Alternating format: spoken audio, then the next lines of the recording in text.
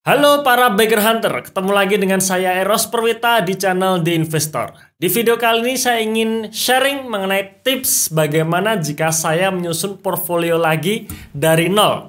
Dengan catatan ya, saya nabung saham, anggap saja 1 juta per bulan dan itu berkelanjutan. Nah, bagaimana cara menyusunnya kita akan bahas selanjutnya ya. Cuman sebelum kita masuk ke pembahasannya, silahkan teman-teman join dulu di channel Telegram kami, channel The Investor. Kenapa? Karena kadang saya share tulisan-tulisan yang tidak bisa saya videokan.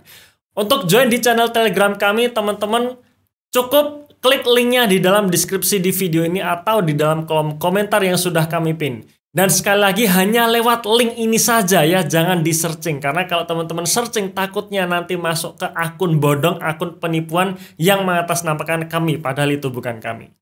Oke, selamat menonton.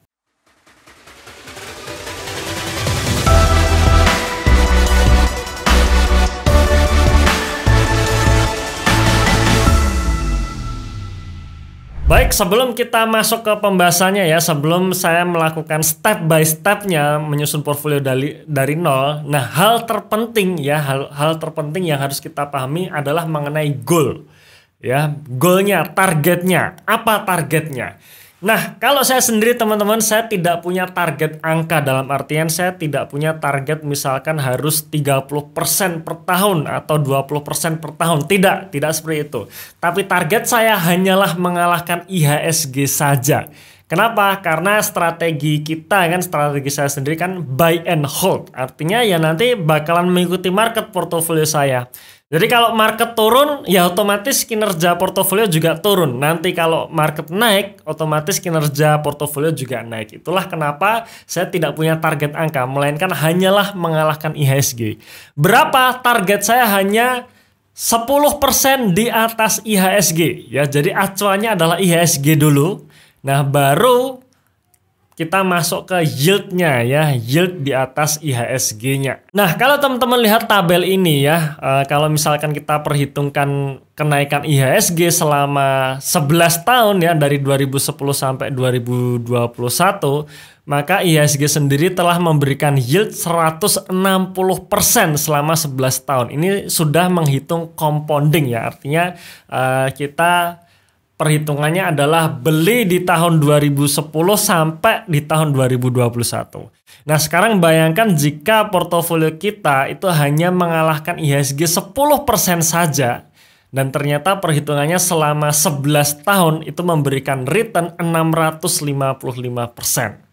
Nah, inilah kenapa target saya bukan angka pasti per tahun, misalkan 20 atau 30% per tahun. Tidak, tapi hanya mengalahkan IHSG paling tidak sebesar 10% di atas IHSG ya. Jadi 10% ini range-nya ya, range-nya. Jadi bisa berapapun nantinya. Jadi kalau misalkan tahun 2015 IHSG minus 12%, maka harapan saya kinerja portofolio saya tetap ikut turun, tapi turunnya tidak sedalam IHSG, melainkan hanya 2% saja. Nah, kira-kira seperti itu target saya ya. Ya, ini supaya kita tidak stres saja ya, supaya kita lebih tenang dan lebih nyaman. Oke, terus bagaimana cara saya menyusun portfolio misalkan dengan nabung 1 juta per bulan? Maka yang pertama adalah saya beli satu saham dulu senilai 1 juta. Ya, jadi saya akan belikan satu saham. Ya. Nah, satu saham ini akan saya pilihkan saham-saham yang saya kategorikan sebagai core stock ya. Apa itu core stock? Nah, nanti kita akan bicara lebih lanjut. Tapi intinya adalah core stock ini saham-saham yang kita bisa katakan memiliki economic mode tinggi ya. Ada potensi untuk kita hold selamanya dan sebagainya. Oke ya. Nah, contohnya saja ya, ini contoh saja ya, jadi tidak untuk mengajak membeli atau menjual, tidak, tapi sekali lagi hanya contoh saja. Misalkan PBID misalkan ya, senilai 1 juta, plus minusnya 1 juta ya.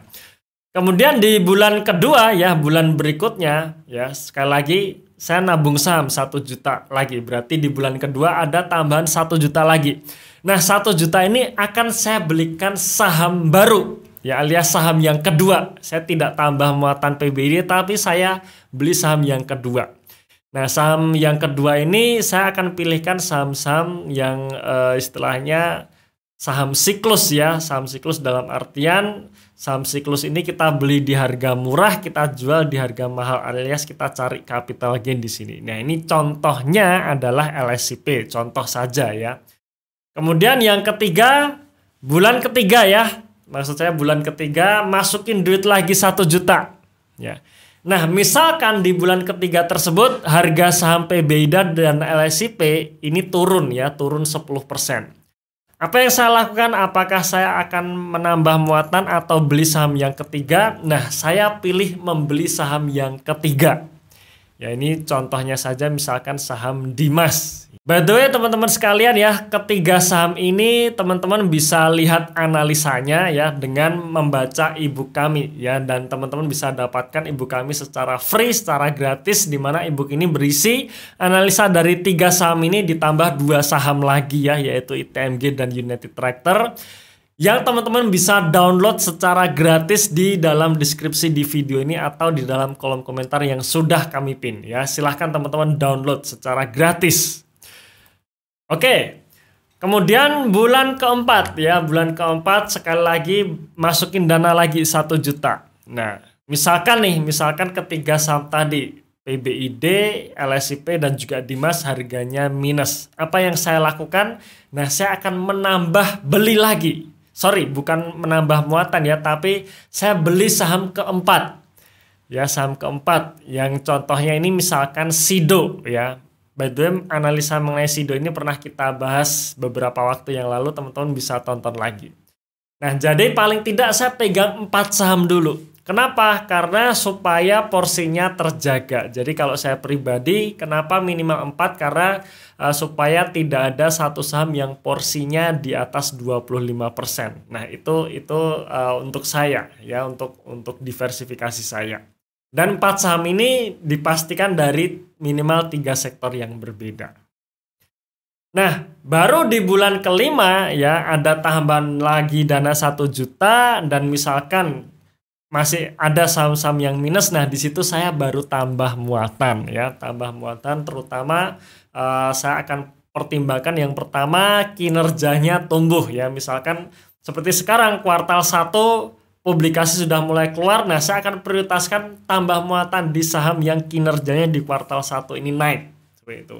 Kalau misalkan saham saya yang lain kuartal 1 kinerjanya misalkan belum naik, nah saya mungkin akan hold dulu tapi tidak tambah muatan dulu. Nah, itu tips dari saya seandainya saya harus membuat atau menyusun portfolio dari nol lagi. Nah, bagi teman-teman yang ingin mendapatkan referensi dari saya ya, referensi saham-saham apa saja yang saya beli, kemudian kenapa saya beli saham tersebut, targetnya berapa, teman-teman bisa mengikuti program The Investor Portfolio. Yang dimana The Investor Portfolio ini adalah menggambarkan isi portfolio saya. Nah, sedikit gambaran mengenai portfolio saya di posisi bulan Mei tanggal 20 Mei ini adalah seperti ini ya, teman-teman bisa melihat. Jadi holding period saya selalu panjang, kemudian saya saat ini pegang 14 saham ya. Dan seperti yang saya sharingkan tadi ya, di mana target saya hanya mengalahkan IHSG 10% saja range-nya, dan alhamdulillah ya bulan Mei ini saat IHSG justru turun ya karena adanya fenomena sell in May and go away yang katanya seperti itu, tapi justru portofolio saya naik ya dari 17% menjadi 28%. Ya harapannya sampai akhir tahun ini ya, sampai akhir tahun ini bisa terus naik dan bisa selalu beat the market. Cara mengikutinya silahkan teman-teman masuk ke dalam link di dalam deskripsi di video ini atau di dalam kolom komentar yang sudah kami pin. Oke, terima kasih sudah menonton video ini sampai akhir. Tunggu video kami selanjutnya dan salam Passive Income.